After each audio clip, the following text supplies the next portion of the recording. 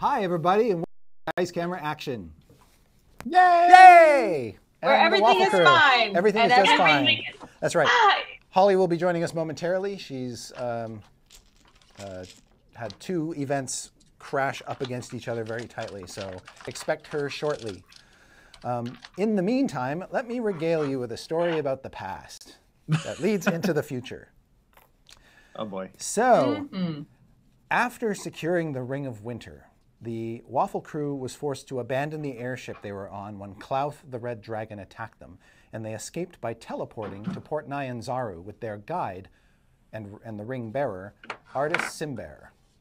And shortly after arriving in Port Nyanzaru, the Waffle crew was beset by agents of the Zentarim, and fearing for their safety, and also somewhat doubtful that they could reach the city of Omu and stop the death curse in their present condition, Artis decided to cut himself loose from the Waffle crew. But feeling kind of bad about it, he contacted his friend Dragonbait and said, you know, take them as far as you can into the jungle, and when they die from the death curse, just bury them somewhere nice. I feel less bad about letting him die. And after the Waffle crew and Dragonbait left, Artis poked around in the city for a while until another airship arrived. This one from the distant land of Halrua, a realm of powerful wizards. And they too were looking for a guide to lead them to the city of Omu, and Artis decided to help them and boarded their ship, and they set off. And the thing that prompted him to join them was the Halruans brought with them a device, a black egg-shaped force bomb, which they said they could drop on the city, annihilating it and the Soulmonger in one fell swoop. And so this ship set off, and in the course of its journey, the wizards on board noticed that Artis had this powerful elven artifact, the Ring of Winter, and they decided they were going to take it. Artis resisted and succumbed to the evil of the ring, causing the ship to crash and stranding himself in the jungle until, as fortune would have it, the Waffle crew and Dragonbait happened upon the wrecked ship, the Star Goddess, and killed Artis and took the ring in their possession and found the Halruan force bomb in the hold. That's simplifying things a little, okay? Yeah. Evelyn called to try to just make him unconscious. He was very, things were complicated, okay? That's right, yes. And he uttered his dying words and then expired. Paulden had the ring at last, and the force bomb was secured away until Strix could analyze it further to gauge its destructive impact. And she was successful at one point, realizing that it carried within it the rough damage potential of about 10,000 magic missile spells. Anyway, this item was eventually packed away with Evelyn until the party became separated in the dream coils of Dendar the Night Serpent, during which they experienced some of their worst nightmares ever. It was toward the end of Evelyn's nightmare, as she was dealing with the Wumbas, converting one of them, that the device, unknown to her, was activated. When the Waffle crew was reunited at the end of last week's episode, they had a big group hug, and Miranda, their newest brought into the fold, all gathered around as Evelyn hugged them all warmly, and that's when everybody but Evelyn heard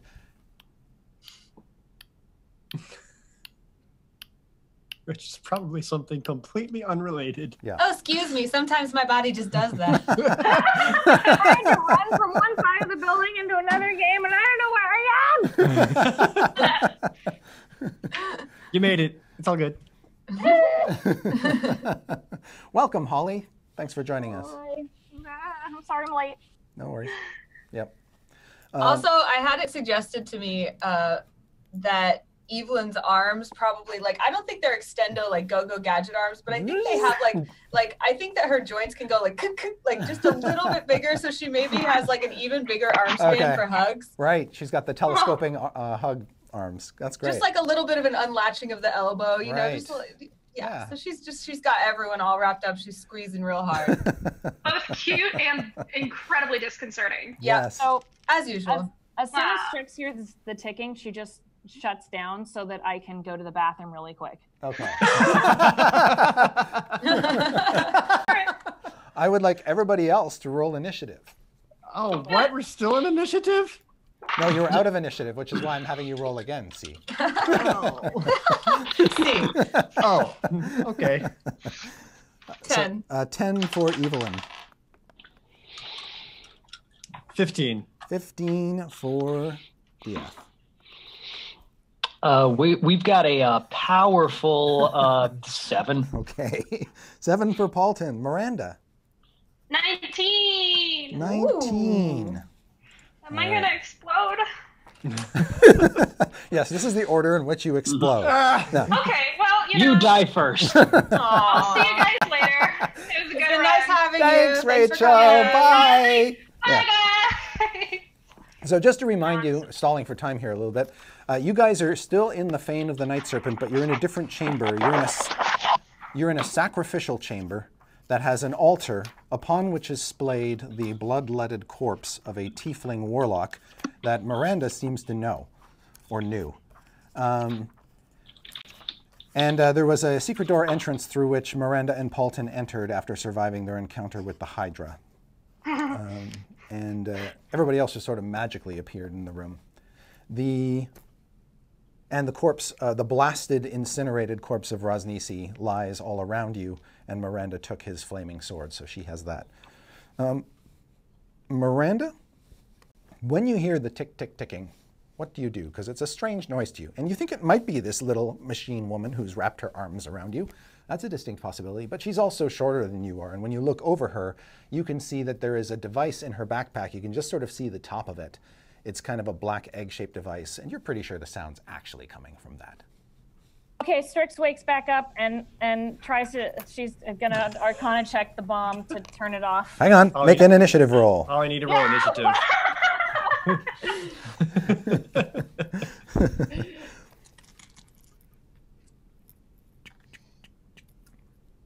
That's an 8. Okay, Great. back to Miranda. Okay. You see Strix's eyes just get slowly wider and wider and wider. Evelyn, is something loose in your backpack? Is that another pet? It looks like there's it's like an egg. You guys have so many pets, I don't know which one this is. Is it like mechanical? Oh, the egg, that's a bomb. I'm gonna use it to destroy the soulmonger. Ah! Even your bomb's ticking! What? Your bomb is ticking! She takes it. Hang on. She listens to it. Mm-hmm. That's a free action. Oh, I assume she can hear it if she's listening for it. Yeah, she can turn. You can just turn your head and hear it pretty clearly. What you do? And she's like, no, not yet, not yet, not yet. And she starts to try poking at it, and then she holds it out to DF. Hang on, Miranda. Do you have any other actions you want to take? Can I look over it and see if I can tell if there's any way to turn it off? You honestly can't while it's in the backpack. No. Yeah, okay. You can take it out of the backpack. I will let you. Yeah, I want to take it out of the backpack and set it on the ground, but I don't want to touch it after that. All right, you bring it out of the backpack and you set it on the ground, and it weighs about 15, 20 pounds. It's got a black iron shell or a black metal shell of some kind. You can see light pouring out of a small circular window in one side of the egg. And on the back you can see a recessed, what looks like a clock face dial, and there is a hand behind glass that is ticking down. Okay, now can I find a way to turn it off or like pause it? Make a wisdom perception check. Okay. Well, I'm perceptive as shit, as you know, so... Yep. 19. You can see that beneath the clock there is a small button, for lack of a better word, that has been sort of pushed in and is now lodged in. There's nothing really to grab onto to pull it back out. Oh, balls. And that's your turn. Diath, you're next. Okay. DF, use your brain! So, with Miranda currently like trying to figure out the bomb, Diaz kind of like starts to get himself up to go to the go check it out. As he does it, he like immediately like holds his side, just like ow, and then like kind of gets over there. Still very injured from Rosnisi. That's right. So then, yeah, he'll basically look at the same thing. Like he'll probably see the same button, and there's no one way to really unpress a button. I can't imagine.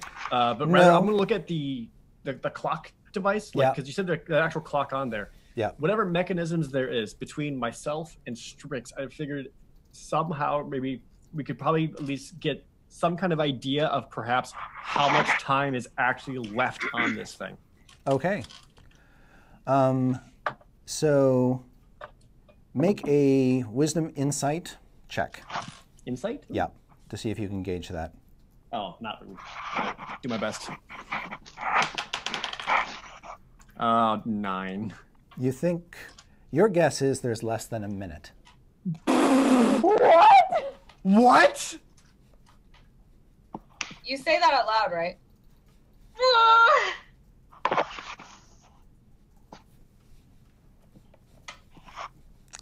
How many other exits are there to this place? Good question.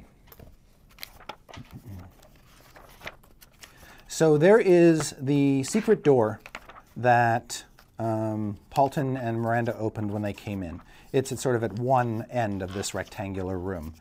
Then there's the door that you came out of that had the snake women in it. That door is still there? That door is still there, and it's open much as you left it, and there's just darkness beyond. But as you recall, you didn't see any other exits out of that room. Okay.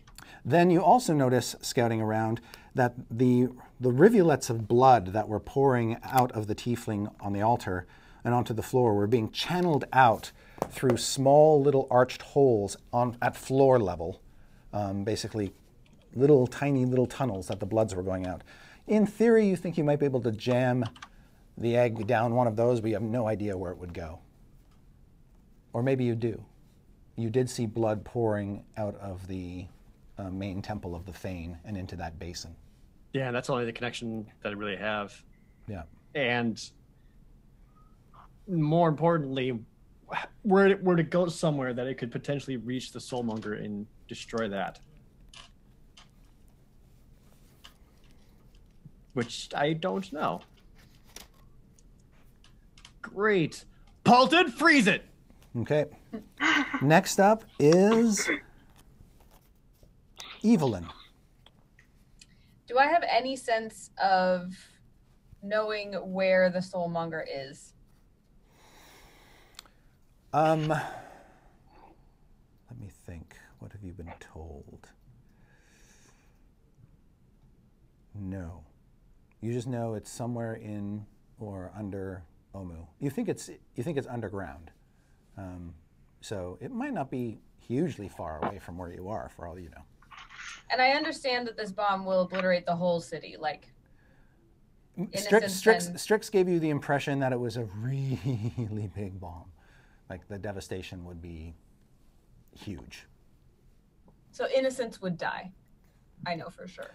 Well, most of the city you know is a dead city, apart from the creatures that live in it. My babies.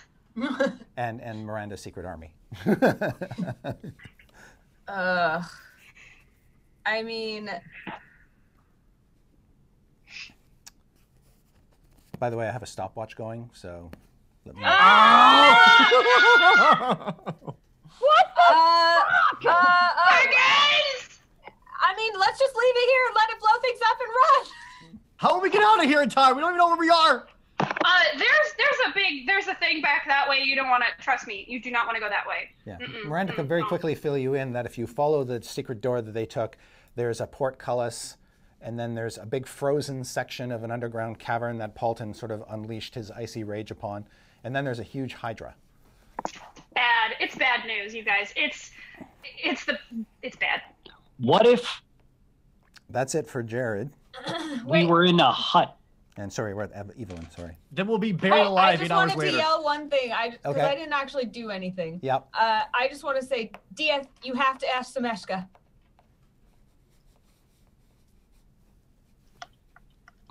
No. All right, that's Evelyn's turn, or do you want to? You technically still haven't taken an action, Evelyn. Oh, I thought you were cutting me off. All right. I'm about to, but you've still got some time. Evelyn wants to take it at the soulmonger, but she doesn't know where the soulmonger is, and she doesn't want her friends to blow up. So she's just going to try to stop it. She's going to see if she can figure out how to defuse the bomb. Okay. Make a wisdom insight check. 9. No clue. Just like dear. Strix. I could try to disarm it. It's not. It's like Strix completely. is gonna grab the bomb and dimension door outside of the temple on her broom. What? No, you can't even see where you're going. Stop. It doesn't matter. She knows where it is. It's 500 feet. Will she? Okay, so she wants to basically go 500 feet straight up. Straight up. Okay. And she's just gonna grab the bomb and just say, "I'm sorry." Dimension door. Yeah, you can do up to 500 feet away. It can be a place you see, one that you can visualize, one that you can describe by stating distance and direction. So you're just going 500 feet straight up. That's no problem. On her broom. On her broom. And you can bring along objects. Blah. Okay. So Strix, we all scream no! You grab the bomb. That's a free item interaction for you. You pick it up, and let's see. You've got the. So activating your broom is an action, right? Mm-hmm.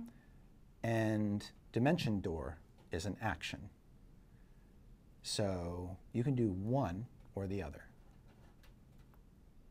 Do I think that it'll get it far enough away from everyone to keep them safe? Honestly, you're not sure. Don't be a hero.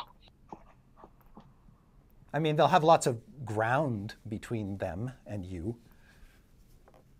They must be pretty far underground, or decent distance underground. A decent distance underground, yeah. Would it be possible for me to do that and then, because can I Misty Step after that? So I think I can. With a Misty Step, I believe that with a bonus action spell, you're limited on what other spell. Yeah, it's one bonus action. Misty Step is one bonus action. Right, and you can do that and cast another spell of a certain level, right? Is it limited to a cantrip? Isn't that right? It doesn't say. It just says it's instantaneous one bonus action. Oh, I always forget this. I'm looking at my cards.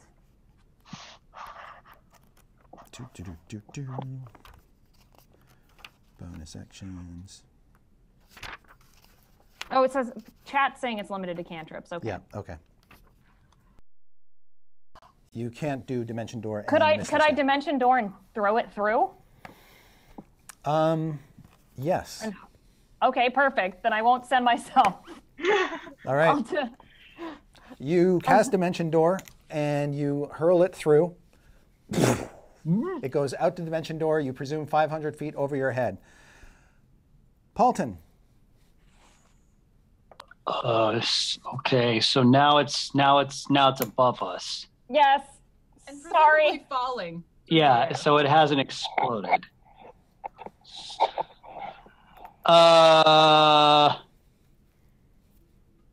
So do we have a guesstimate of how much time is left on that thing? Well, based on Diath's roll of 9, you think under a minute. And I could be completely wrong. It could be 1,000 minutes. Who knows? And that was, that was about 30 seconds ago. Hot,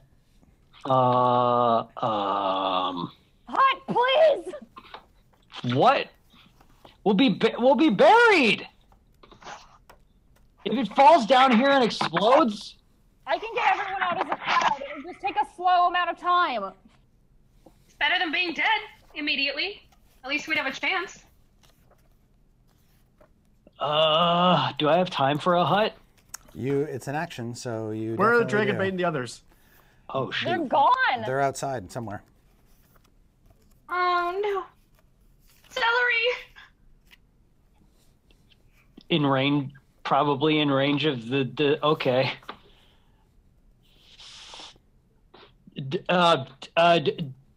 Call your friend, please.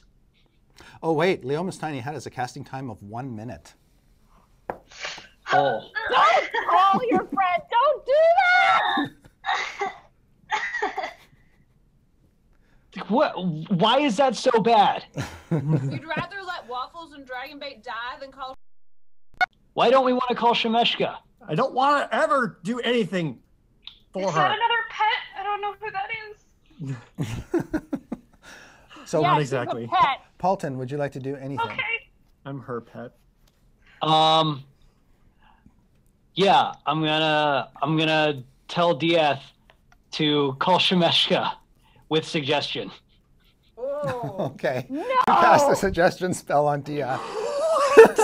I'm just like, hey man, it's like you want to be in debt or you want to be in dead. Up to you. Okay. Do I see that? Ooh, that's convincing. Yeah, but it's an action, so wisdom saving throw, Dieth. You goddamn kidding me? Technically, you are in range of me too, so you get advantage, or not the advantage, but you get whatever that is. You get 5 extra. What's As your? much as I would not like to grant it, I don't think I can turn off my aura of protection. I rolled a total of 14. Say it. Wait, That- what's it? That Go ahead. puts you, What's your save? I believe it's 15. Yes. Wait, but can I or can I not turn off my aura of protection? And is he or is he not within 5 feet of me? You 10 are all feet. you're No, all that's within with 10 the feet, aura. and you can. Oh, that's with the aura. That's with That's the with aura. the aura. Okay. Okay. All right So then. cool. 14. It's a good idea, right? You think? Yeah, Dieth. You think that's a great idea? It's a great idea. Do I see him doing this? Yeah. You see Paulton cast a familiar spell, suggestion, and then suddenly you see Dieth. No. Yeah. Now, if Oh, you have, Dieth's if you gonna have, be real mad. yeah, if you have like counter spell, you could counter it if you wanted Of course to. I don't. But yeah, okay. I'm just So, gonna yes. yell no. Dieth is enspelled and puts one hand on that sword, thinking like, oh, okay, that's not a bad idea after all. And let's see, whose turn is it now? It's the bomb's turn. Paulton, you're in trouble. Yes, he is. I'd, When is Paulton not in trouble? I've been here for like 4 Okay. episodes now. Yeah. I'd rather be alive and deal with the problem. All right. Somewhere And high above you, the bomb falls out of the sky and lands somewhere in the city, and continues to tick away. And Miranda, the bomb is gone. The dimension door collapses, and what do you do? What were the exits? It was the door that Paulton and I came through. It was the door that Dieth came through, which I don't know what's back there. That's all the exits you see.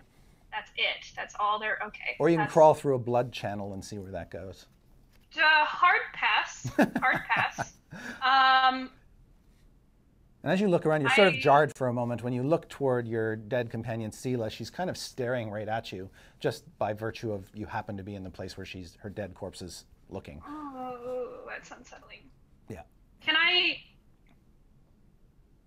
Do any of the other bodies look familiar? Is Vizira among these somehow? No, Or- you don't. You don't see the other bodies. Seem to be wrapped up in bandages like mummies, and just lying on, essentially, in recessed stone slabs. Does it look like there's any kind of dried blood from where they are? No, No. no. But based on what you can see, they look like they're humanoid, human-sized. Okay. And- Alrighty and, then. and fairly freshly wrapped. They don't look like ancient mummies, all dusty and falling apart. They look like they were recently mummified. Okay. I don't know who this woman is they're talking about. There are a lot of things that I'm missing. Can I just go over to Sierra and hold her hand?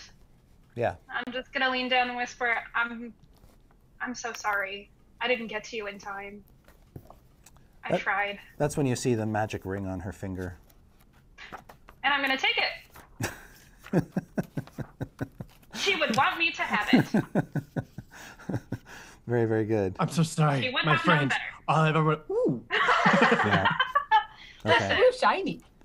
It's my weakness. Yeah. She would have wanted me to have it. All right. Yes, you can see that Syrah's ring looks like it's made of some sort of silvery metal or pewter, and it's got these ram-like designs to it. And you saw her use this once or twice. It's a ring of the ram. It creates a spectral ram-headed blast of force that can knock through doors and punch through walls and things. Excellent. Does it have charges? Do I? So it has 3 charges, and it requires attunement. And Okay. you regain 1d3 charges at dawn each, and between 1 and 3 of the charges at once to basically produce this spectral ram head and use it to smash people if you want, in addition to objects. Excellent. Okay, I'm going to All right. slip it onto my finger and then That's your kiss her action. forehead. And Okay. that's what I Excellent. got. Very good. Okay, the rest of you, by the way, see, obviously Miranda's got this connection to this dead tiefling on the altar. You might not see her take the ring exactly, or she might take the ring and then mumble something to the tiefling. But there is obviously a bond there that has been severed by the tiefling's demise. And the next person to go is DF.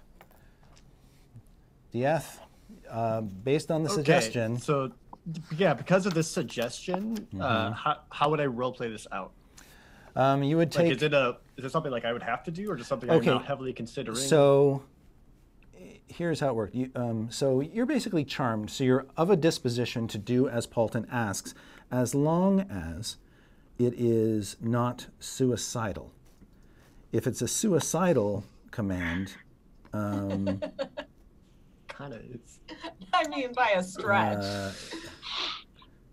let me just I'd say suggesting to not die is quite the opposite. Correct. Yes. Yeah. Yes. Yes. So it has to be. Suggestion is if it's worded in a manner to make the course of action sound reasonable, then you must do it. Whereas if it's something like, "Hey, Diath, stab yourself," then the spell ends. So the spell has taken hold, which means you must do as Paulden says, and take one of your keys off your ring and insert it into the hilt of gutter. Can't Strix like stop that? Nope.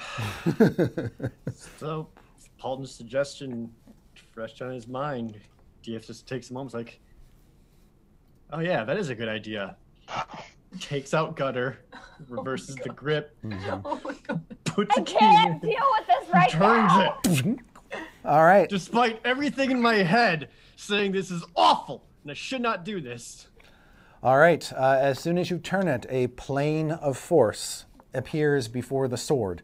Light seems to spill out of the keyhole just to basically create this rectangular doorway that appears before you. And I need to roll initiative for one Shameshka the Marauder.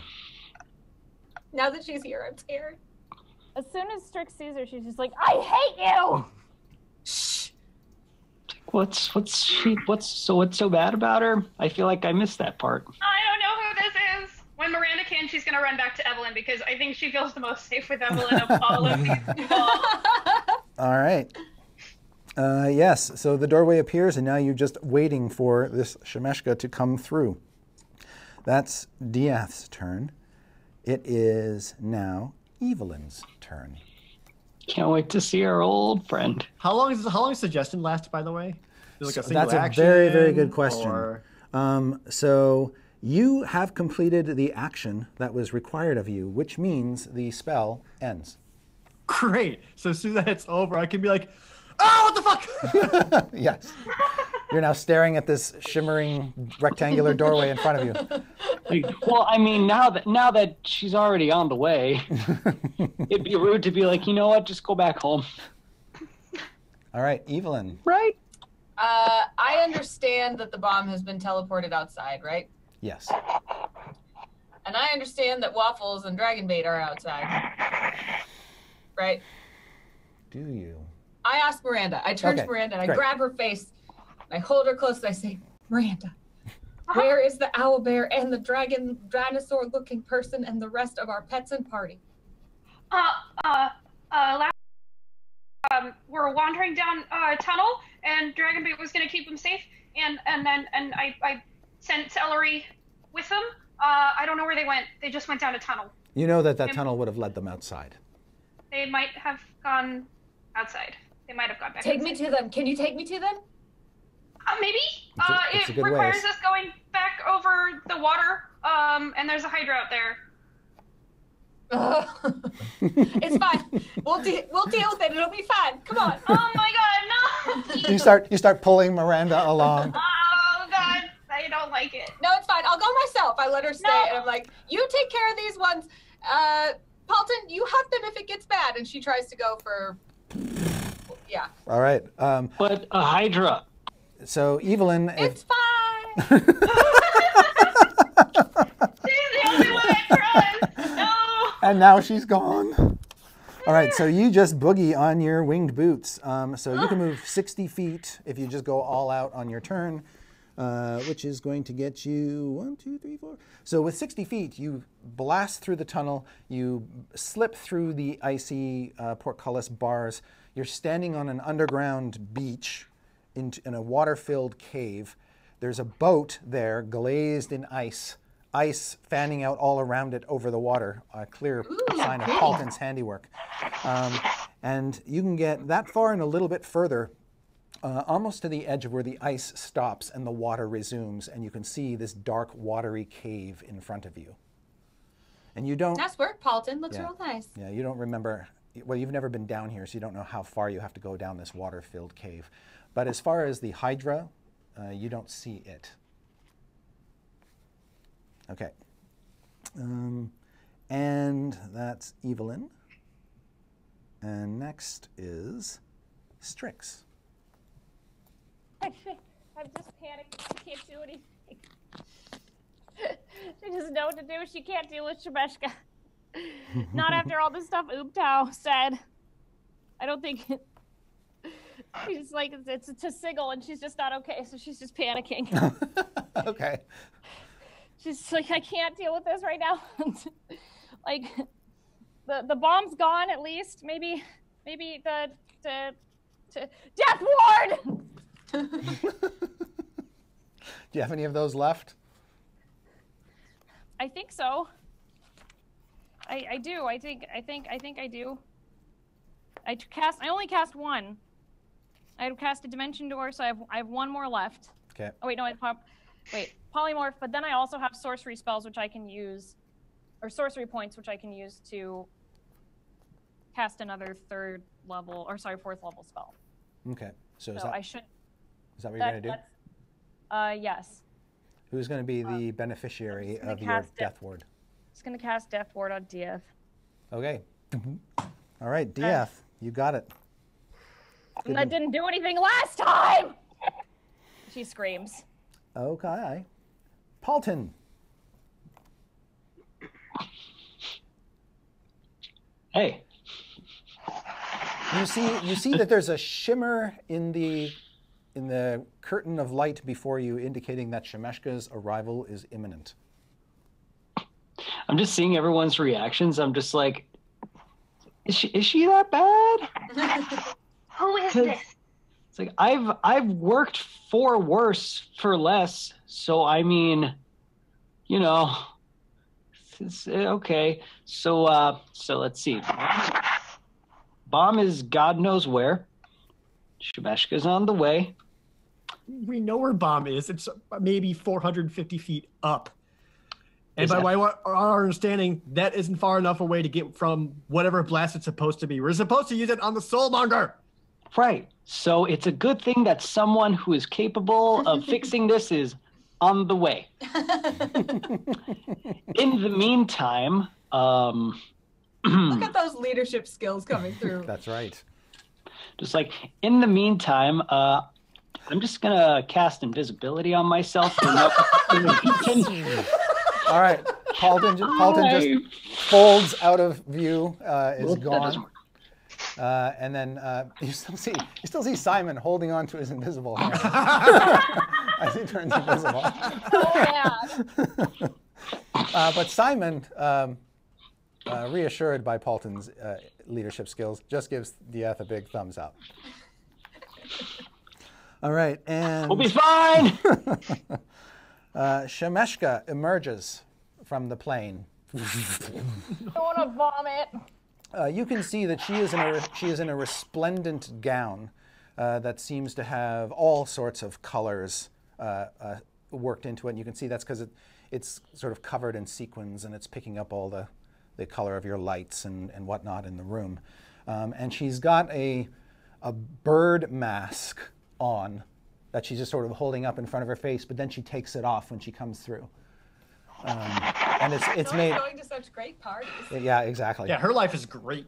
She's got a great life, and you're about to shorten it. She comes through and she says, "My boy, so nice to see you again." Sit talking's for free action, right? Essentially, two. Okay. Since timing is an issue here, conversations will probably need to be truncated. Right. I invisibly tap on Dia's shoulder, tell her about the bomb. What are your 3 questions? As succinctly as possible, with minimal amounts of rage and panic, Dia explains the fact that they had just slain Raznisi, or on our way to get to Mr. Fox so that I complete my geese, although we had the trouble of a goddamn bomb about to go off, and we just send it away a little bit, and we're pretty sure it's about to ignite and blow all of us up. We need to go in the portal! Please help. That's not a question.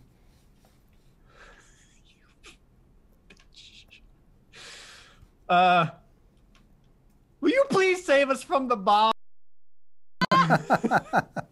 Maybe, now's the question, maybe.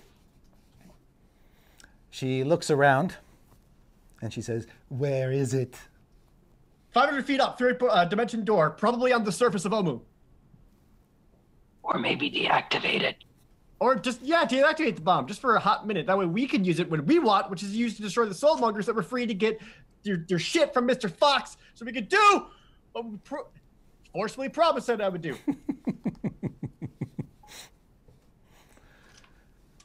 And she sort of leans into you and says, "Show some dignity, my friend. I wish I could help you, but if it's not here, I don't know what to do." I'm done. Goodbye. Goodbye. Forever. You do see she is sort of doing a little mental calculus. And she says, "Tell me more about this bomb."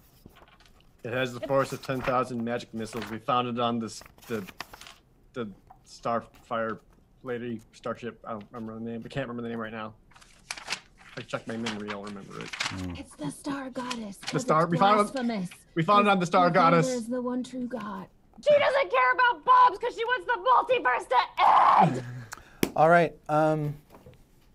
She is going to cast a spell on you, DF. Oh, for poor Dia. A love spell, and you two will be so happy.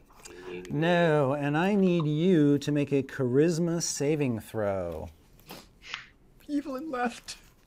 She says, "I can't help all of you, but I can help you, my boy." No, you're helping all of us. All of us are nothing. She says, "I have to protect my 1%. And make a charisma saving throw. Paulden's like, "Yeah, you know what? I probably deserve that." I'm going to kill you, Paulden. Not if this kills us first. Charisma. 14. Okay. She banishes you. You are banished to another plane of existence. And then she will step back into the plane and it will collapse.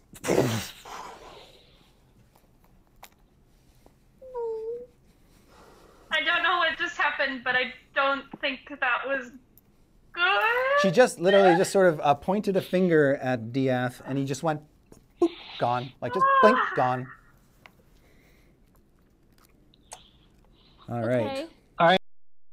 Here we go. We can. I hate her. All right. You did this! Diath, I didn't call her. Diath, You pretty. Diath, you find yourself appearing boop, in a party. And there are all these people around wearing masks. Many of them they're holding up on little sticks in front of their faces. You see humans, you see one creature that has maybe a tiefling. It's got horns, as far as you can tell, that protrude up above its mask, which is sort of looks like a spider, an arachnid of some kind. But you seem to be in a very large hall, opulently decorated, and you can see small little gnome servants walking around with platters with flutes of wine on them. And one just sort of goes right past you. And all these people who are dressed in costume are talking to one another in small little groups, and you can hear orchestral music playing and sort of see over their heads that there is a band over in one corner of the hall performing live. You're welcome. The ceiling of this hall is arched and has all these glass panels in it. And through the glass panels, you can see what appears to be smoke, and through the haze of the smoke, a city above you. High above you. You've been here before. This is Sigil. Yeah. And then moments later, Shameshka appears and just puts her very gently her paw on your shoulder.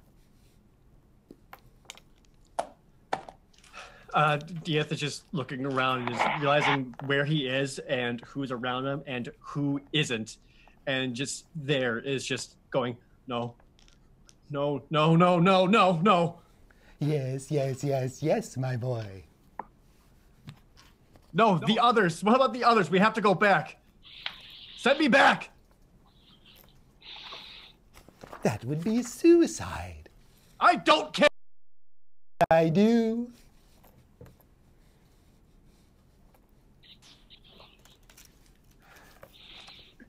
Okay, to be fair, I thought this would work out a little different. Paulden says, staring at the space where Diath and Shameshka were moments ago. It is now Miranda's turn. Paulden's still just pointing at the empty space, just like, you see, like, imagine that, but it was like all of us. You're invisible. They don't see it. Okay, but here's the thing, Okay. Paulden. I haven't known you for very long, but I'm realizing when you have an idea, we need to work on some kind of rule where you think about it for like 10 seconds before you execute that idea. Well, whatever. I'm going to look to Strix and go, do you have any idea what to do? Should we run? Should we cry? I don't know. I have no idea what to do now. I think There's nowhere to run. She's just looking where the door closed and just just shaking. She's just shaking. Okay, then I'm just gonna go put an arm around her and go, all right, what was back through that door, Strix? What was back there? The door you came through. She actually came, she didn't come through a door. She did not. Strix sort of plopped in from space. You know what? I don't know what's through this door, but let's go through this door. No. It's No. If we're if we're talking, I can turn you all into clouds. Just come here. Just everyone come here. I can turn you into cloud. okay. Can I do that on her turn? No, you have to do that on your turn because it's your I'm just spell. telling them I can do it. I can turn at least Evelyn. Where did Evelyn go? I can turn her into clouds. She's gone. Feeling. Okay, so do you want to do anything else, Miranda, or are you just going to follow Strix's instructions, hang back till she casts the spell? Okay. Yep. Diath. Shameshka says, you still have 2 questions left.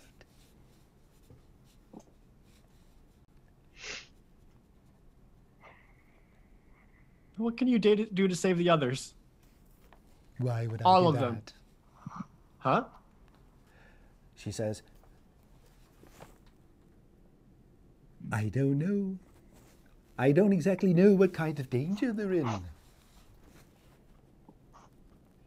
The bomb is about to explode with the force of 10,000 magic missiles. Above ground, for all we know, they're all going to get buried alive. Whatever it is you want me to do or need to do for you, I can't do it without them. She says, I need you to complete your gaze. You're right, and I need them to do it. I think you place too much stock in your friends. How dare you?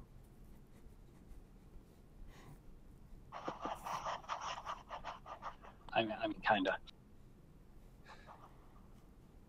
And then she, a person comes over and introduces, and when she sees him, she said, you're not even paying attention necessarily what she's talking about, but she introduces you to a figure who's like a 9-foot-tall, slender, blue-skinned man. And he's just covered, just dripping with jewels, and his robes are all gold, and he's got this sort of almost like a feather boa attached to the edges of his robe. So he's all decked out in feathers and gold and whatnot. And she says his name, but you're just like, shh, whatever. And he's got a funny hat on, and he he nods to you, and they're making small party talk. And all you get from her is that he's some sort of really powerful merchant in the city. Obviously somebody of great importance. And they start to laugh. And for a moment, the two of them forget that you're standing there panicking. But you still have an action, technically.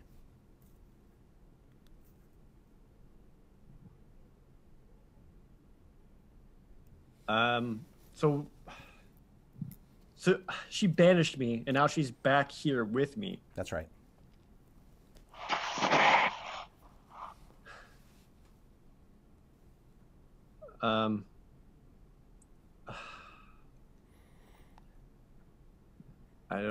At this point in time, she does mention to this merchant, she's talking business, and then the merchant wants to know what her relationship to you is, and she says something about you being an investment.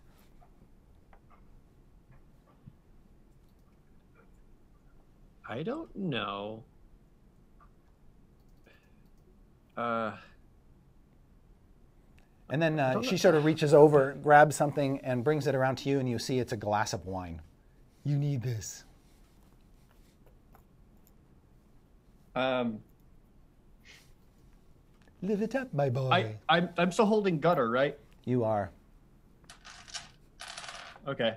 Sort of in a kind of a reverse, so the blade is pointed backward.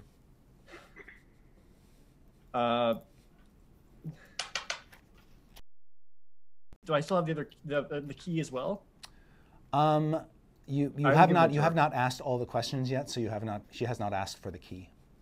Right. So you have one question left.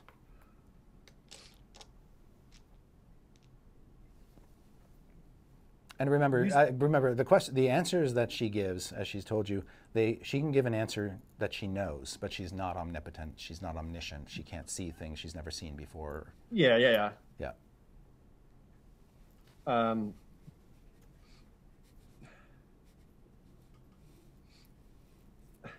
If I were to turn it again, would it just bring up her where she is, or would it bring me back?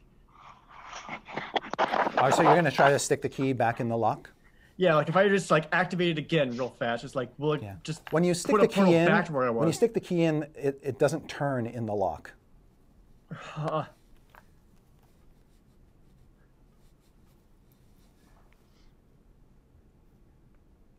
I turn the blade onto myself, mm-hmm. like right into the chest, and just have it right there. Okay. And just tell her that.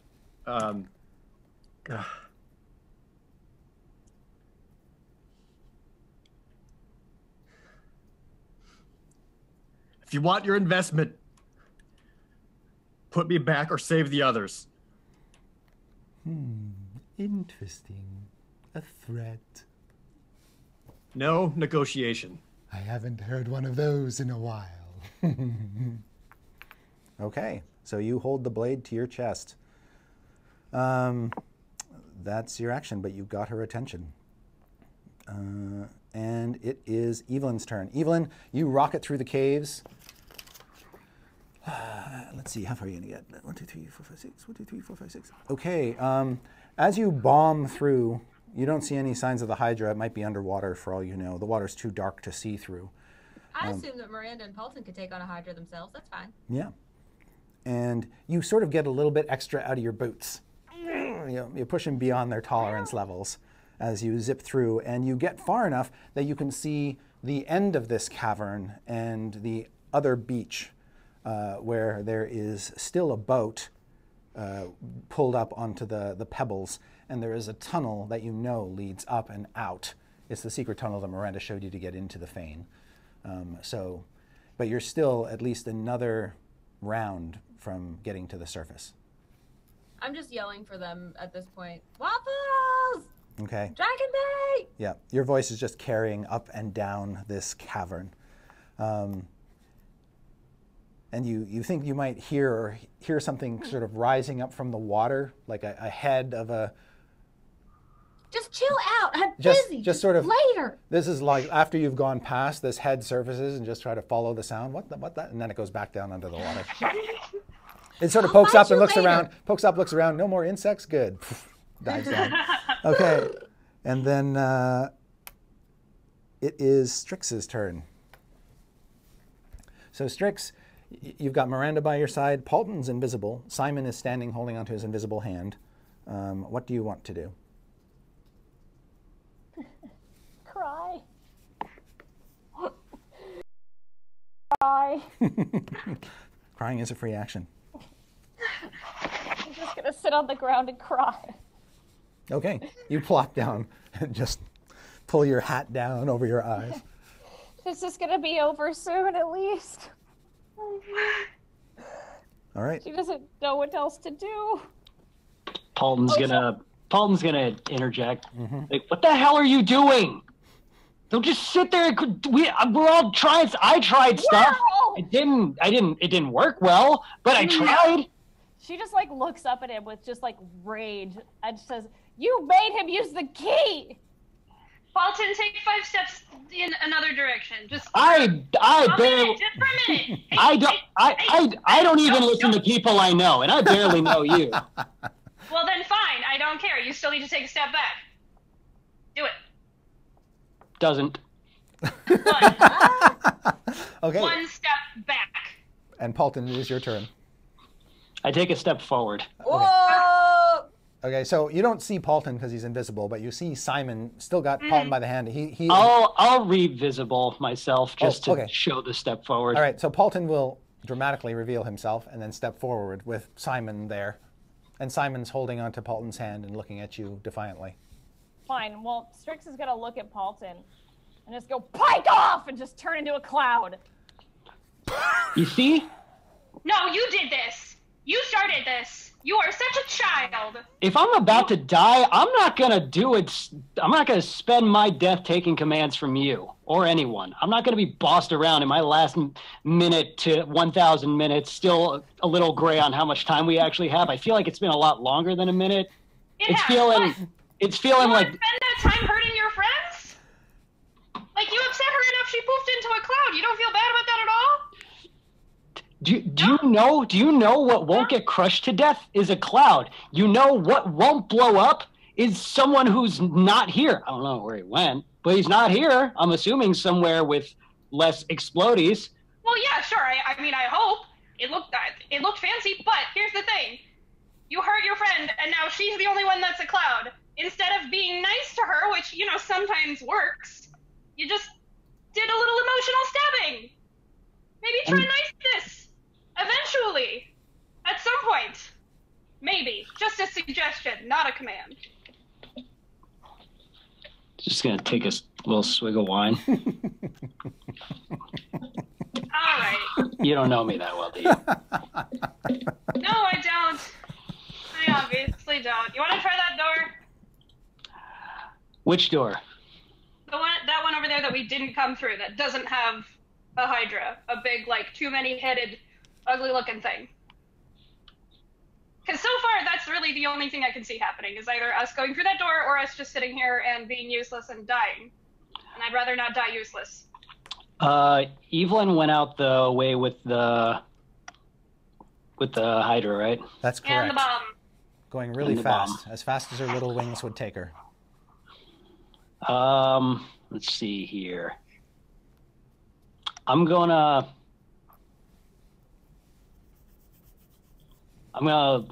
look at Miranda and be like, "Can you fly?" No.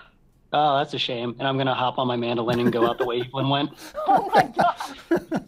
All right. Cool. All right. Bye. So I hope that ring possesses you. Oh, we're there. all right. So All right. yeah, Paulden hops on his mandolin and he plays a little chord on it first, and then he hops on and it takes off like a broom. You're out of tune. And he shoots out of view. Shemeshka looks at Dieth and says, "This should be interesting. Go ahead, my boy. Let's see the worm inside you."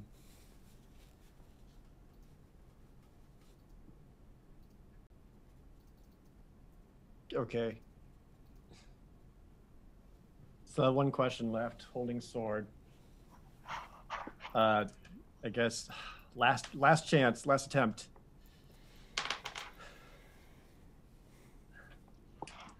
How do I disable the Hellruyan bomb?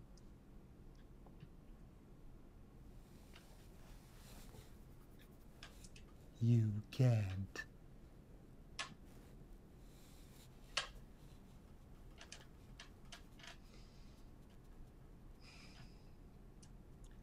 Great.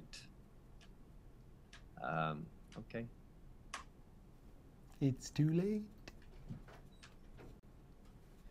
It's never too late.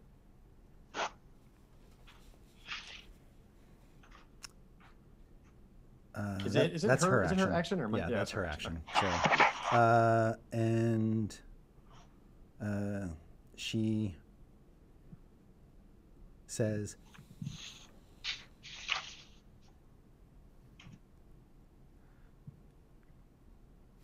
"But if it makes you feel better, I can arrange to have at least 2 of your friends brought back from the dead. Thanks to the little worms in them. Their souls won't be lost forever."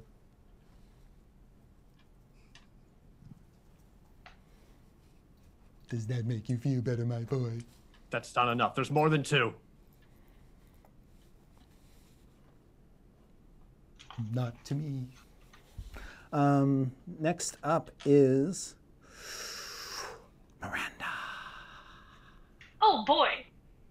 You're now alone in this chamber with your dead former companion and a ghostly, gaseous version of Strix, who's not making any noise right now, but is clearly agitated. There's tears coming off of it. There's ghostly tears. Okay. I'm gonna go sit down next to Strix and And you've Sort of got one veggie-pygmy with you too, right? You got Potato. I have Potato. Yeah, okay. I do, So and he's just still cradled in my little arm. Yep. Gonna try and put my hand on her arm, and obviously since she's a cloud, it goes right through. But Right. it's, Yeah. it's really the thought that counts, I guess. And Strix, I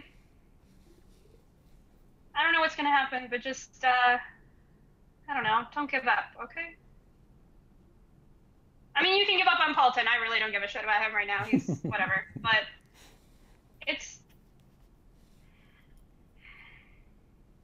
hard to find the words for this. When things are their worst, there's only one direction to go, And everything sucks right now. So if you just power through, everything will be better. That's the only way it can go. You just have to come back. Or, get out of here safe, if you can. All right. Did you want to do anything, Strix? Just not action-wise, but you can't really talk. But any sort of reaction? I can't uncloud. No. And it really doesn't matter, but I'll just cloud up next to her. Okay. And just kind of sit there as a cloud. All right. Dieth. Mm-hmm. You can see Shameshka, she sort of gets tapped on the shoulder by a couple who have been very interested in talking with her all evening. And she turns around and turns on the charm and starts to play nice with them. And at least for the moment has her back to you, just occasionally shooting a little side eye out in your direction to make sure you're not completely melting down. But she is back to entertaining. I'm not the most... You notice she hasn't asked you for the key yet. Right.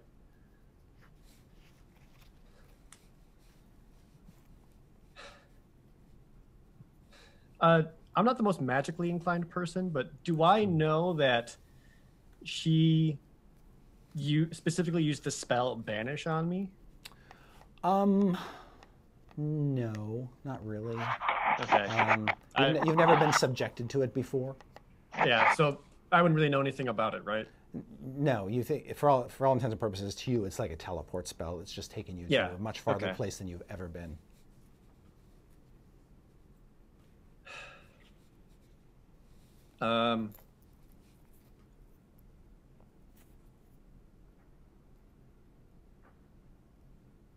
Okay. Currently where I am at, do I see any other exits or any other possible places I could go? There are tons of exits. There are staircases that head up to balconies. There are big, beautiful arched doors in every wall space so far. I mean, there are like 12 ways you could leave this hall. Mm-hmm. And she has her back turned towards me? Yeah.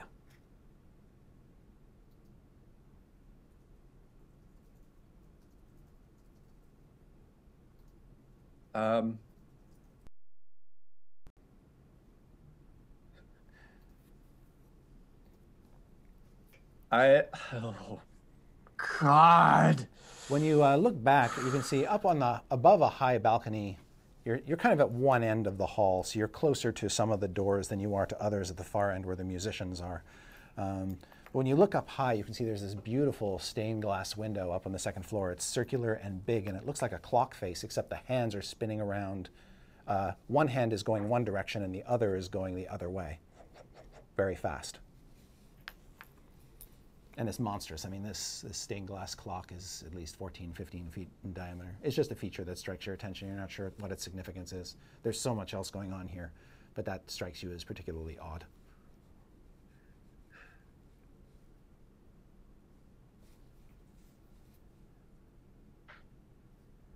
Another short little waiter goes by with a plate of drinks.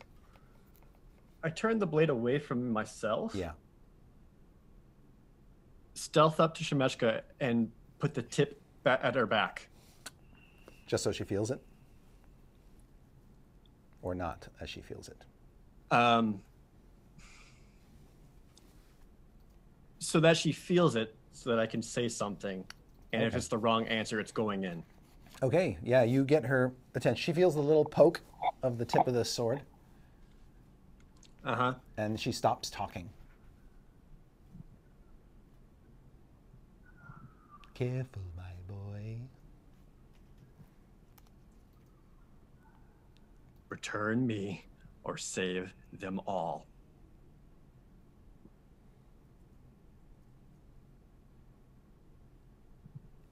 She turns away from her guests and looks back to you and says, "You really want to go back?"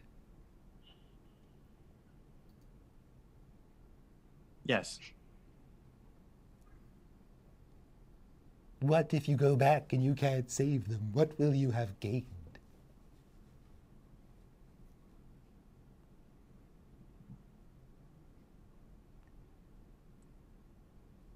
I'll save them. And if I don't, I won't be separated. Their fate is the same as mine. This is exactly why your mortals have tried to destroy and nearly destroyed the multiverse twice already. And she says with some exasperation, "Oh, I suppose I won't lose anything in the long run. But you owe me." Mm-hmm. Agreed.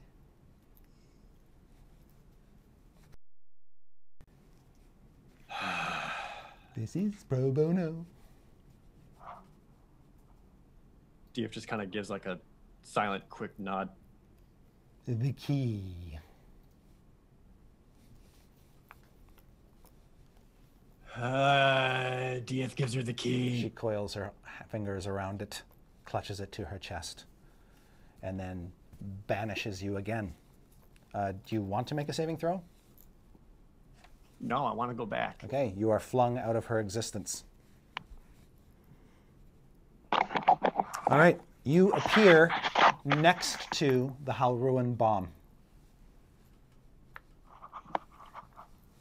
It's just lying. God damn you, Christopher. It's lying in the garden of a crumbled down palace all around you. It's pillared arcades all collapsed and the pillars leaning and smashed upon the ground, but it's sort of circular, indicating that you're basically in the core of the old Omu palace, and it's just sitting there in weeds amidst broken statuary, so ancient that you can barely recognize it. There are a few bats circling overhead, but you're pretty much on your own here. And you hear it. And that is you. Evelyn, you emerge from the tunnel into open air. As you gain some altitude to look around, still calling out for Waffles and company, make a perception check to see if you spot them or notice anything else. Ooh, for once in my life, a 20. Okay, excellent. Natural 20 or just No, Just no, that. 19 Just that. plus one. Okay. So as you look around, Omu looks pretty much as you left it, although it's probably darker. Like there's huge shadows being cast by the cliffs over portions of the city, but you can see the river coursing through the city. You can see smoke coming out of the fissure at one end of the city. You can see all the old buildings overgrown with vines around you. You can also see around the tunnel entrance from which you emerged, there are other Vegapygmies that have come out and are basically waiting to see if their queen, their goddess, emerges.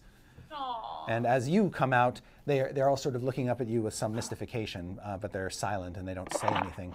But as you cast your eyes past them and get over their loyalty, and you look out, you don't know what it is exactly. Maybe it's a flicker of Dragonbait's sword off in the distance, but you see a flash of the setting sun hits the blade, shines in your eyes, and you just see it gleam off in the distance, and it's way up out of the city on top of one of the cliffs. Wow. Like a hella distance. Like I couldn't even get there. No. Okay. Do I notice anything else? Like now that I'm up out of the cave, do I see where the bomb fell?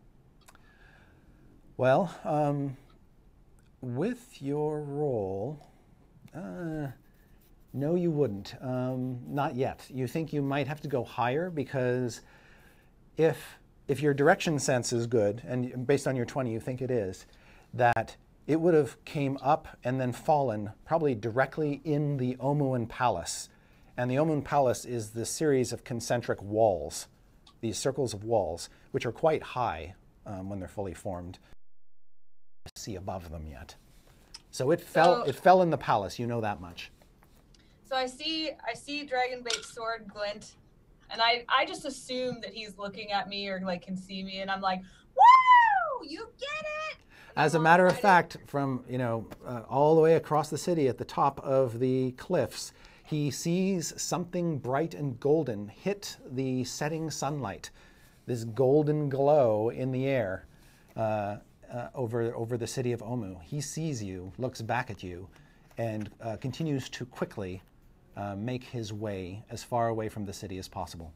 You save our whole bear. Yeah, with little baby Triceratops in his arms and Waffles by the collar. We'll come find you someday. So then, yeah, I go up into the air, and my goal is to try to find where the bomb fell. Okay. Yes. And that's when you see in the courtyard, the tumbled down courtyard of the palace, Diath. You see him. And you probably see the bomb too, right at his feet. Trying to be a hero again. Not gonna happen this time, Dia. Then I zoom in. My goal is to. Oh, you drop the actually bomb. no, you can't. You to go up. I mean, you moved out of the tunnel and then you went up. That's pretty much it for you. Okay. But you can call out to him. That's a free action. What are you doing there? Get out! Leave it! I got it! Go get safe! Don't you shake your head at me, Woodrow! All right. Strix.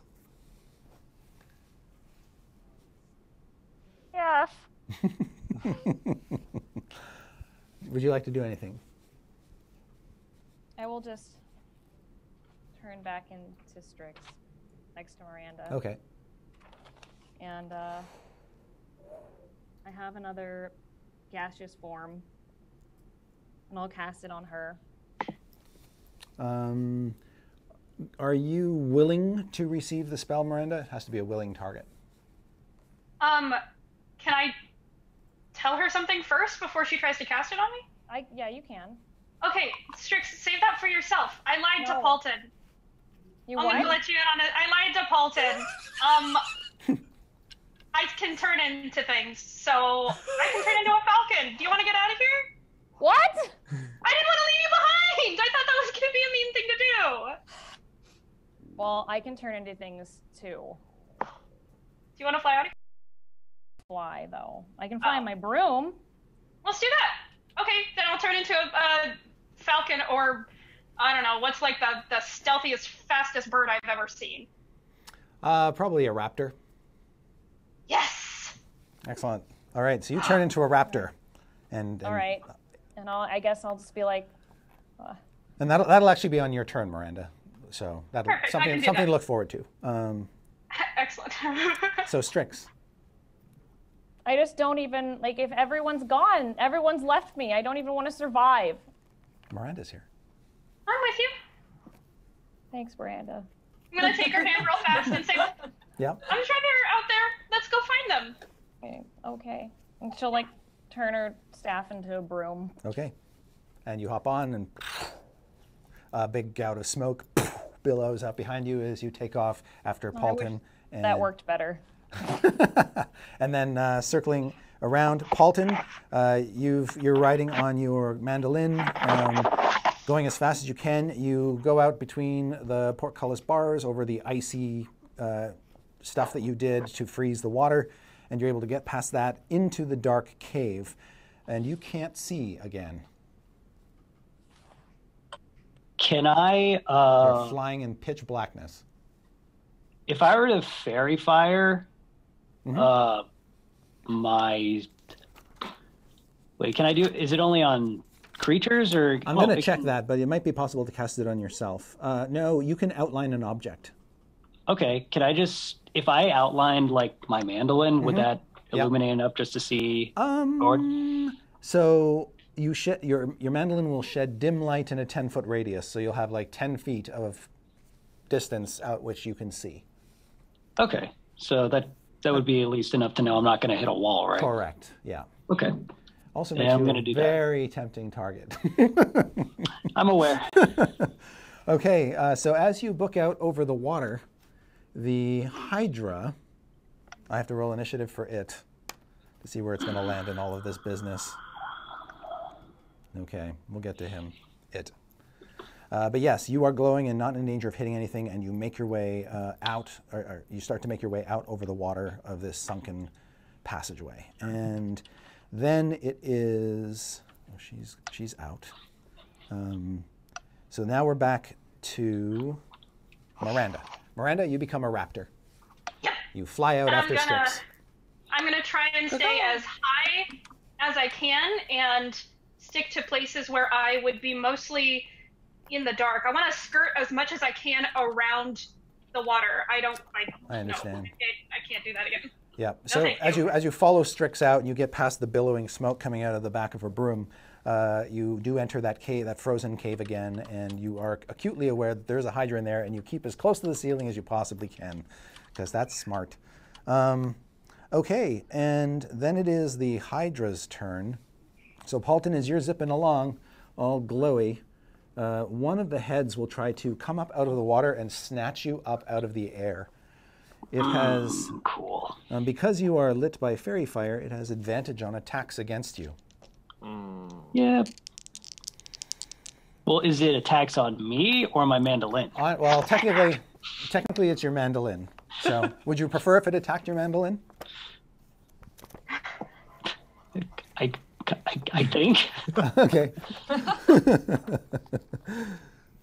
All right. So it snaps with its teeth with advantage and catches air. Phew. I see it, I'm just like, bitch.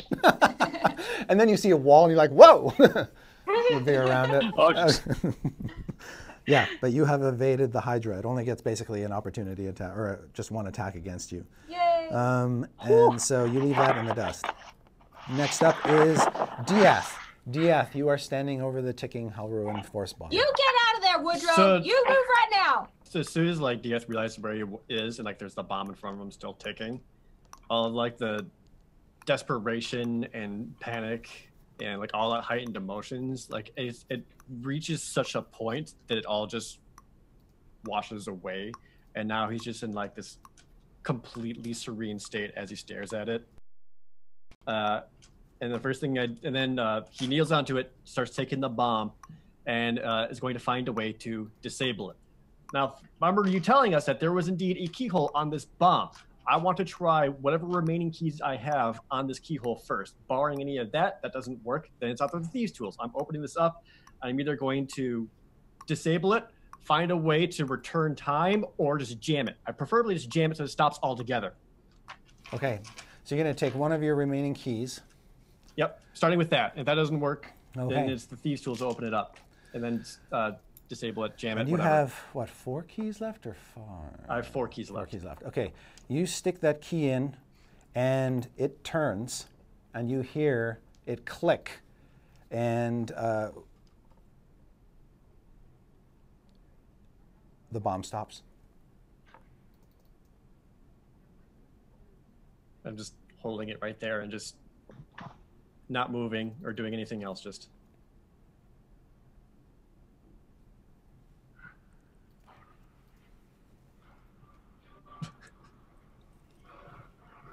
That's my turn. Okay, that's your turn. And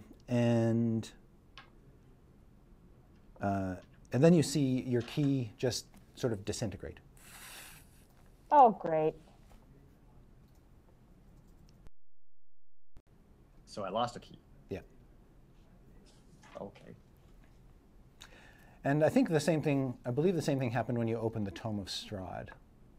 That key was... Did that one disintegrate? I don't remember. I don't remember. It's been so long. I thought it had. Power score. Check your... Actually, totals, let us know. no, it didn't. I don't think it did. So actually, this key did not disintegrate either. Okay, So good. you're fine. Yay. You still have it. And it's still in the bomb. Yeah, I'm going to keep Yeah. it there, not Yes. moving it. Okay. Then we come to Evelyn. Evelyn's like already, she's like, ah! She's like already in. She's Yeah, just so you trying just- to, yeah. You dive down. You see that the DF has stuck a key in the bomb and it's not ticking.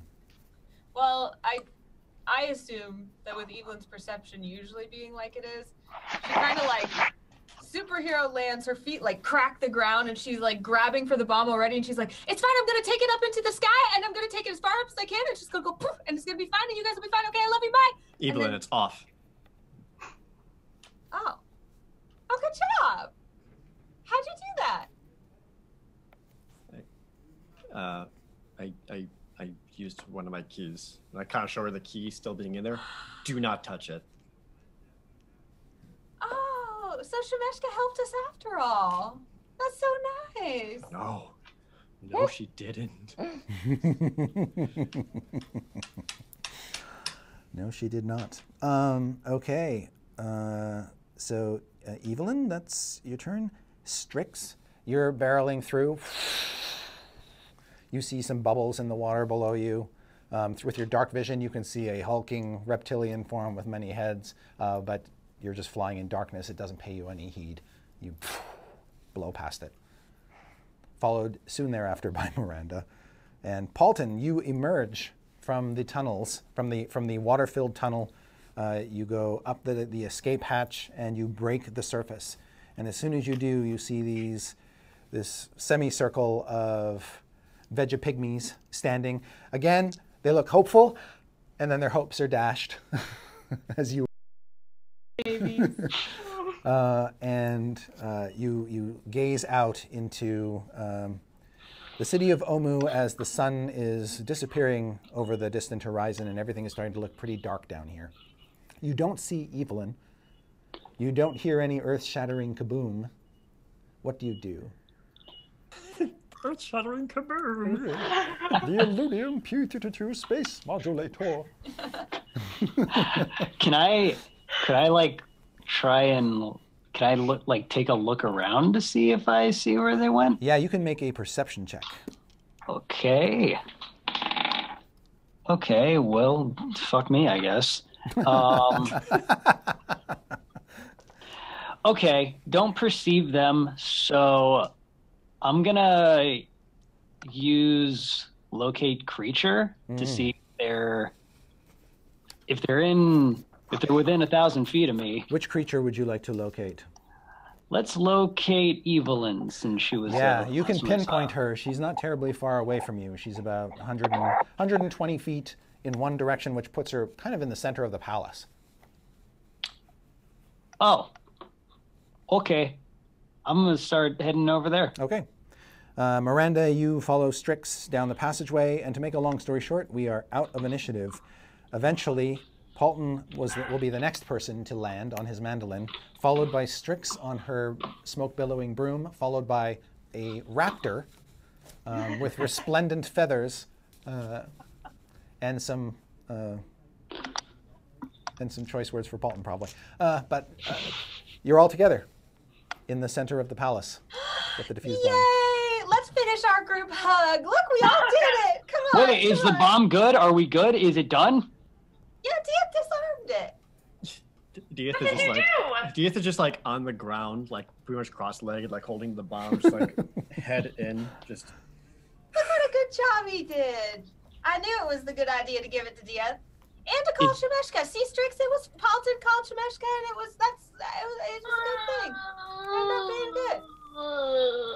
good. Did Shameshka disarm it? No, she must have put him out here, right? How else did he end up out here? He went through the portal, now he's out here, he disarmed the bomb. Strix just...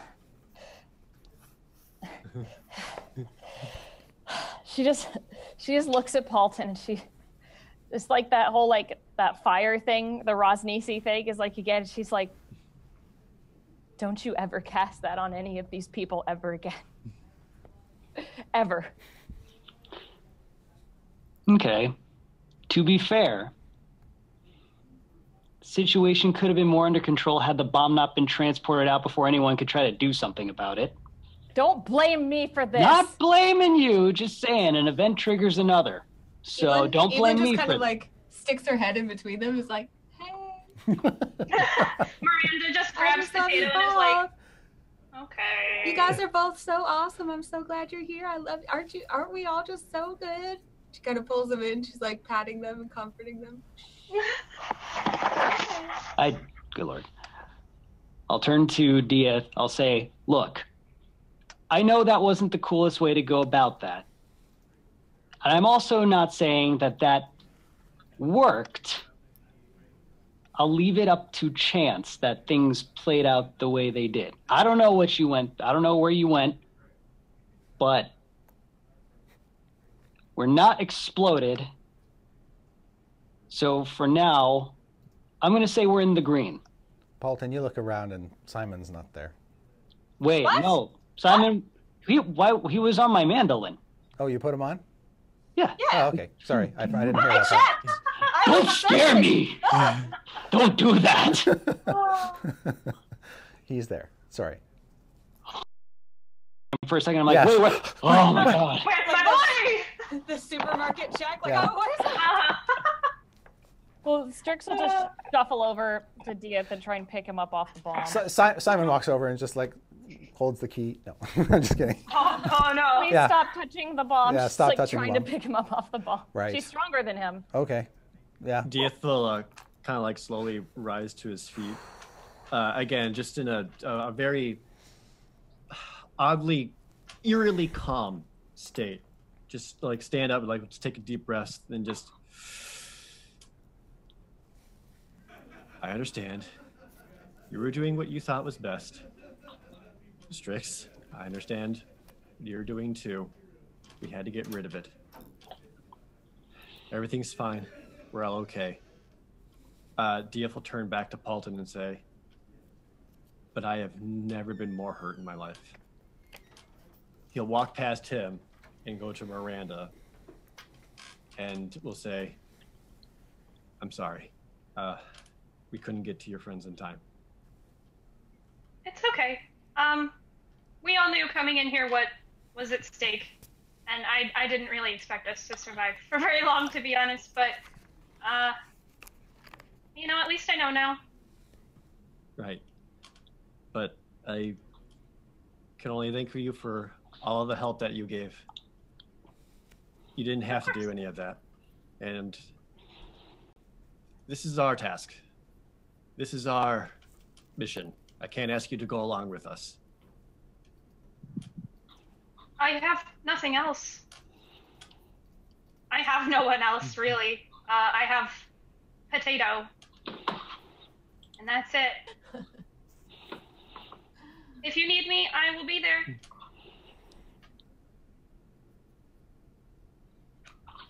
Should we need you, where can we find you?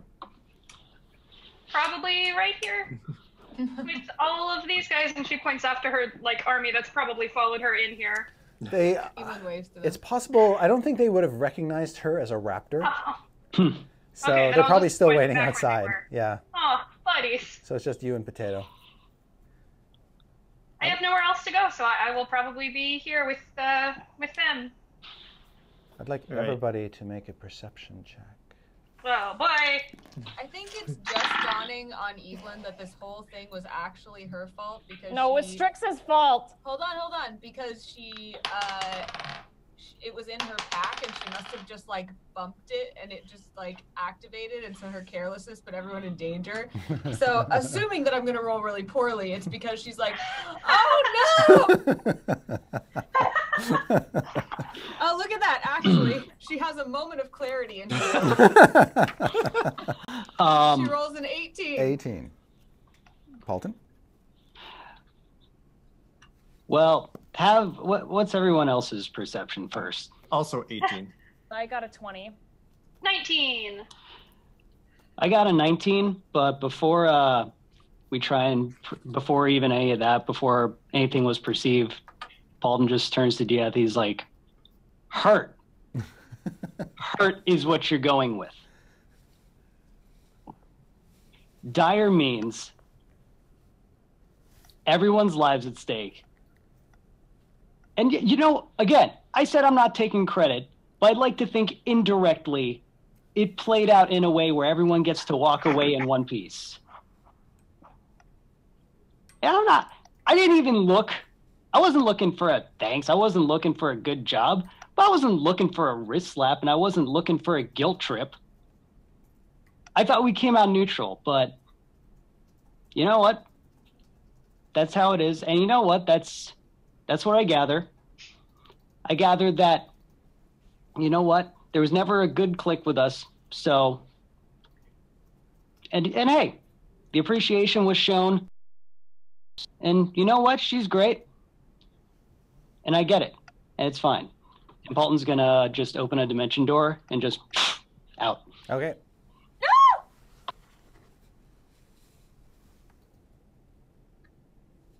This is all my fault. Am I in the middle of a family feud? I don't understand. understand what's going on here. So, I'm sorry, Strix, you rolled a 20, right? Yeah. And Dieth, you rolled a 18. 18. Miranda, you rolled a 19. 19. Okay.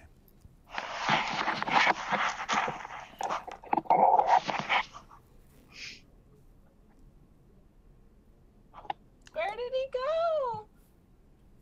So Paulden! Paulden's gone. He stepped through a dimension door. Did you want to take Simon with you? Because you can. You can take one other creature. Paulden. Or do you need some alone time? Okay. All right. Yeah, Simon will hop in right behind Paulden just as the dimension door disappears. Evelyn like tries to reach a hand through the door as it disappears. Like, yeah. She feels it tingly, but that's it. And our son. Yeah, and he took your son. He can't go that far, can he? That can't take him too far. He can't go too far, can he? Miranda, you are backstabbed. What? You get a sword through the back. I need you to make a Constitution saving throw. We just wanted to keep one NPC alive. Is it fucking Typho? Did he come for me? What's that? Constitution, you said? Yeah. 15. Okay. So you will take half damage from the poison. That's good. Oh. The rest of you see a... Wait, was that a saving throw versus poison? It is. Then she gets +5. Don't forget. Okay. Oh. She made it the first time, but Funny. that's great. Yeah. So I yes, just wanted you to know. I'm actually glad you reminded me. That's good. So as you all watch, Miranda sort of lets out this gasp of air, and you see that behind her is this small halfling-sized creature covered in scales. And he just plunges his short sword right into her back. And Miranda, you take 32 points of damage from the sneak attack, plus 5 points of damage from the poison for a total of 37. Okay. Evelyn's like one hand outstretched towards the door, then sees this, and one hand outstretched towards Miranda. No, everything. Oh, boy. And you hear him say, "This is for abandoning us." Oh, fuck. Okay. This is your old halfling buddy, Typho Fat Rabbit. Yeah. Let's roll initiative for those who are present. Oh. So 20. 20 for Evelyn. 21. 21 for Dieth. Miranda. 14. 14. And Strix. 16. 16. Okay, good news. Dieth, you're the first to go. Good. I'm gonna show this motherfucker what a backstab looks like. Whoa. So immediately, like, get myself into a position and just gutter like straight into him. Nice. And he's currently engaged with Miranda as an That's ally. correct. Yeah, that's right. Okay, Yep. good. Oh boy. Oh, so not good. 26. That is definitely a hit. Good. All the dice are coming out.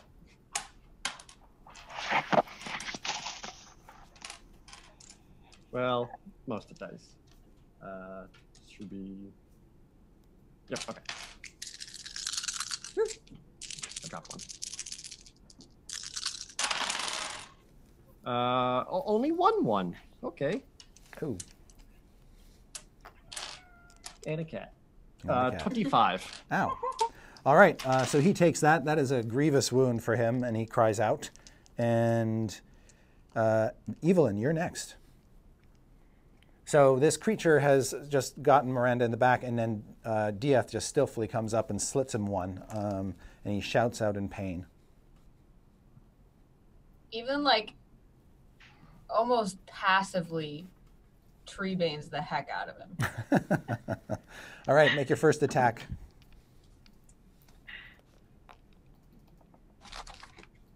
That's been a while. Attacking feels good. 24. That's definitely hit.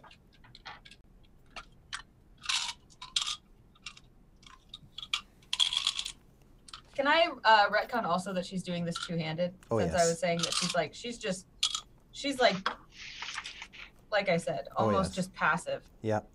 So that's 6. Second attack is 19. That's a hit too.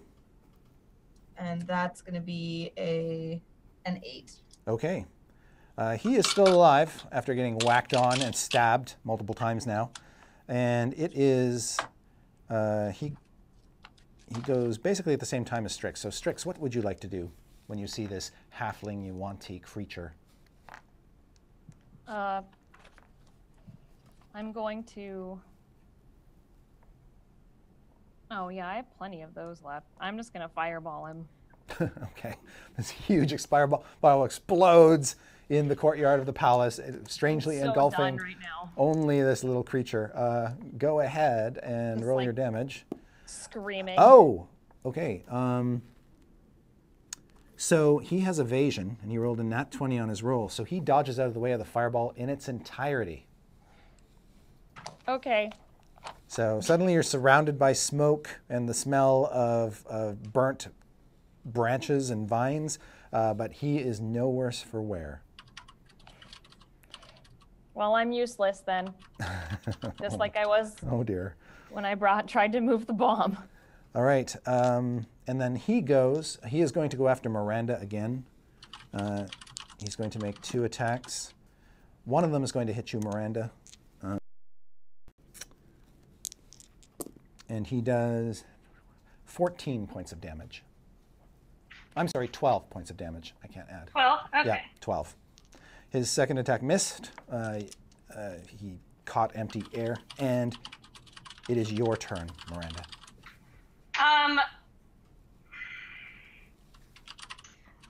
Did you say that Balm of the Summer Court was an action? It is a bonus action. Bonus. Last okay. I checked. Then I'm going to do that on myself. Okay.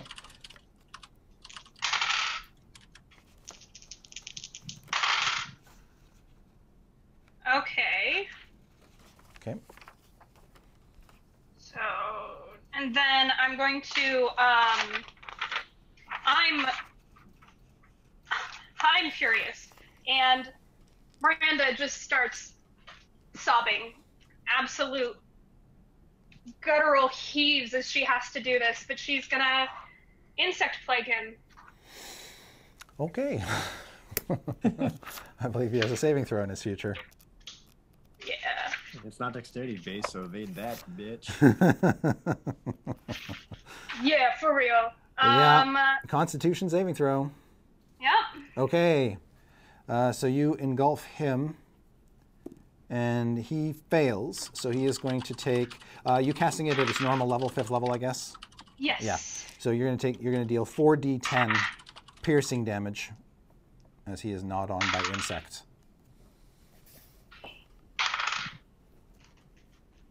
25. Oh my gosh. Okay, so he starts to scream as these insects begin to chew all of his flesh, and he's trying to cover his eyes as he's doing it. He is still alive and still in this little cloud that's around him. And unless it looks like at the start of his next turn,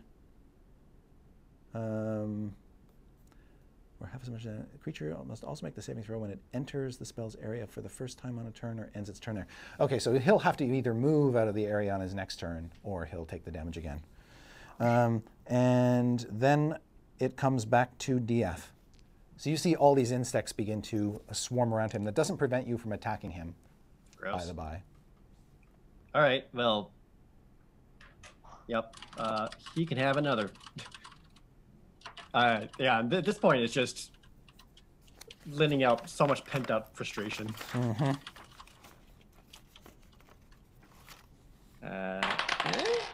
Oh, wow. Well, after bonuses, 11. That's a miss. Okay. All right. I lost my common cool, so it's just wildly. Evelyn. For such a little guy, he sure does have a lot of... He does have a lot of hit points. Yeah, what the shit? Yeah. I guess I'll just keep hitting him. These adventurers, man, they're tough. We wouldn't. She kind of like turns to Miranda as she's doing this, like, friend of yours? Not anymore. Oh, good, because I'm gonna chop them up.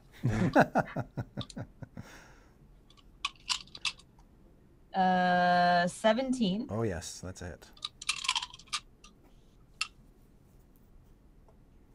And that is a 13 Oh my. damage. Okay. Does he need more? He does.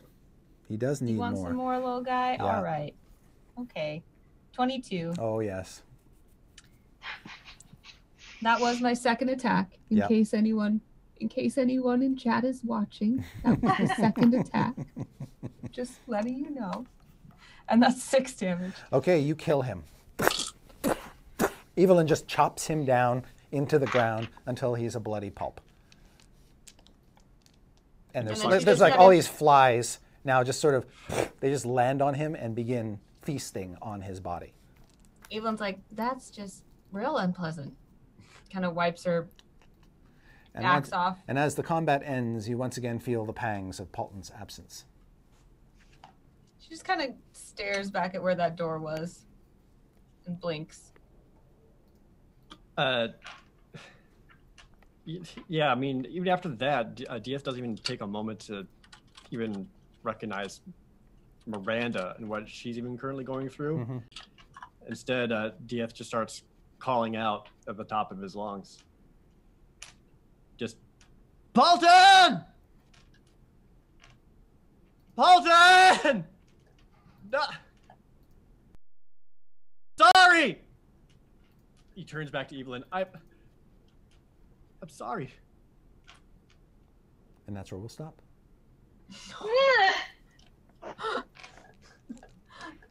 But where did he go? But where did he go? We'll find out next week. You know, he went 500 feet in some direction. Yeah, he's definitely 500 feet away. And definitely within earshot. With that first dimension door, maybe. All right. Ow. Dude, our chat is so amazing. I was snapping at them, but I just want them to know that I love them. And they've just been like crying and freaking out and copy pastaing. It's been great. And thank you for being here in chat and watching our show. We appreciate you and love you. Absolutely. All right.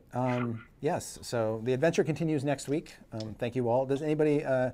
And Miranda, you are still welcome to join us because you are still alive, which is, you know, just despite my best efforts, you have survived this session. You can't take her from us. Not this time, Chris Perkins. We at least get that today. I lived. I survived. Your old party may be dead, but you're alive. Yeah. It's me. I do have a kind of dumb announcement. First of all, Girls Get Scoring is going to be back in March. Yay! Yay! I get to do more crying.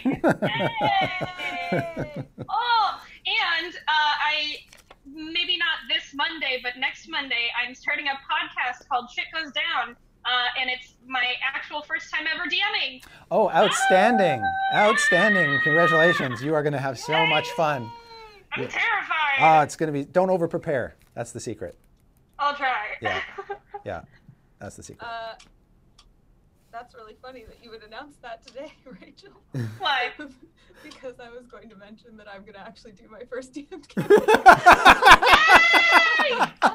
Yay! That's okay. That's All the DMs. that's double super good news. I know. Yeah, we'll have to commiserate because I have no idea what I'm doing. That's the whole theme of the campaign. Is Anna has no idea what she's doing.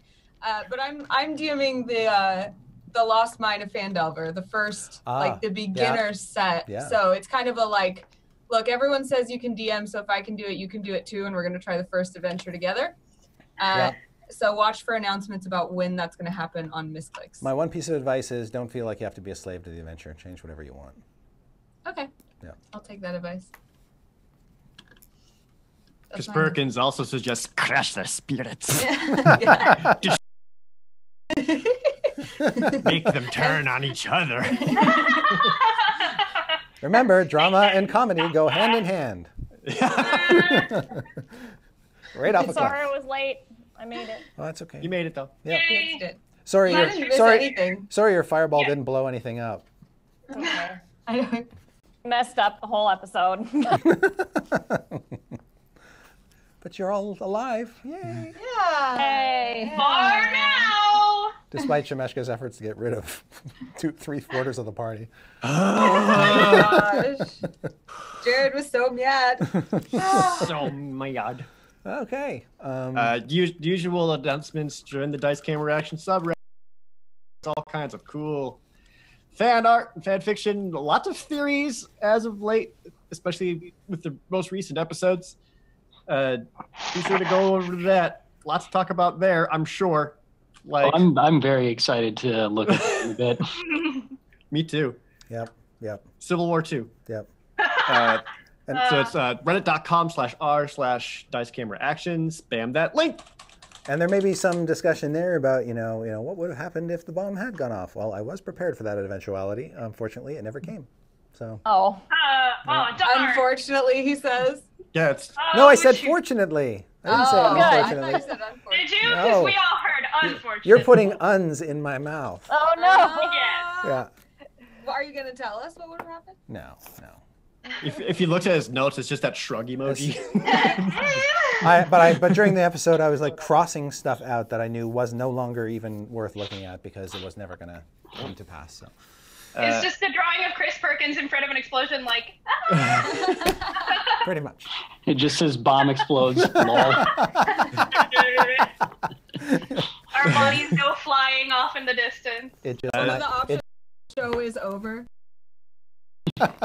Find For a new additional party. Dice Camera Action discussion, is Waffle Talks happening after Oh, yeah. this episode too, right? I want to say Yeah. yes. I believe it's still every week. Where over at Power Score RPG on Twitch, the group there as they discuss what happened on today's Waffle Talk. Again, sure you got lots to talk about, and you can join that discussion over on his Twitch channel. Which is Power Score RPG. Yeah, twitch.tv/Power Score RPG. You know, And to there give are. you guys... Oh, sorry. Go ahead. Yeah, and then you can look at previous episodes that had Anna and Holly on it. That's right. And to give you guys some context about who's on Waffle Talk, these are some of the people that have watched the most and know the most about all of our episodes, and we use them as a resource. Yeah, they when probably we know can't more than we do remember at this things. point. Yeah, so Yeah. if you have questions about what happened or why, they're a good place to go. All right. Then that concludes our announcements and our show for today. So see you guys next week, and until then, have fun adventures and take care of yourselves and each other. Especially each other. Especially each other. All right, cool. And we...